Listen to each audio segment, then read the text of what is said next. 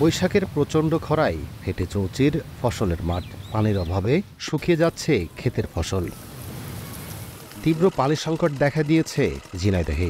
সবচেয়ে নাজুক অবস্থা শৈলকুপা উপজেলায়। পানির স্তর ৩৫ থেকে ৪০ ফুট নিচে নেমে যাওয়ায় ঠিকমতো পানি উঠছে না পাম্প ও নলকূপে। এ কারণে নষ্ট হচ্ছে ফসল। আমরা খুব বিপদগ্রস্ত আছি। আমাদের মাঠে ক্ষেত ফসল ধান মান যাচ্ছে সব আজ সব নষ্ট হয়ে গেল। মোটরে পাম্পে উঠতেছে না, টিউবওয়েলে উঠতেছে না।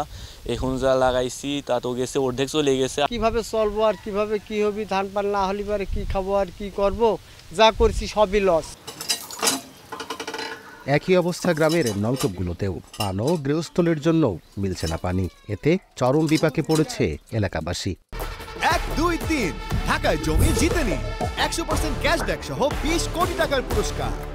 দূরিতে পানি নিয়ে এসে খাচ্ছি, পানি থুলি গরম হয়ে যাচ্ছে। খুবই ঝামেলা হচ্ছে, আমরা খাবার পানি পাই না, তারপর গোসল করার পানি পাই না। খুব কষ্টে আছি, গোসল মোসল করা খুব কষ্ট। আশেপাশে গ্রামে কোনো গ্রামে পানি ওঠে না কলের।